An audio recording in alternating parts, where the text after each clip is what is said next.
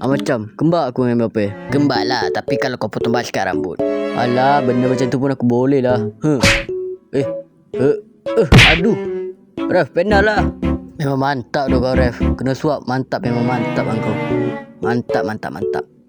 Alah, koyak ke bang? Relate lah, awal lagi nak koyak. Pawi koyak. Pawi koyak. Sambung. Pawi koyak.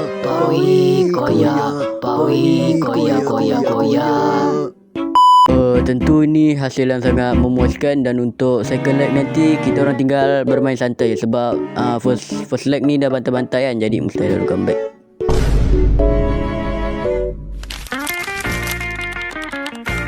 Let's go, kita capai objektif kita. Balas dendam. Aduh. Prit, penalti. Waktunya aku balas semua percakapan hater dengan gol aku ni.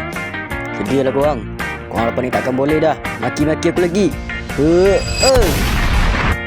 Mampus. Mana hater? Kau boleh cakap apa lagi hater? Mana hater? Ni Pawi, aku tolong kau balas dendam. Mantap. Itu untuk kau Pawi. Pawi, I love you. Mantap Pawi Jose. Terima kasih tolong aku balas dendam. Apa lagi? Let's go, kita kubur orang sekarang. Okey Bang Pawi. One pass.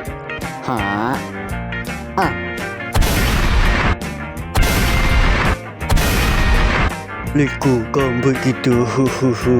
Itu kat sana ramai-ramai ada apa tu? Ada pesta apa-apa ke? Ada majlis ke? Masuk quarter final kita coach. Quarter final? Biasa je. Alamak, coolnya coach kita.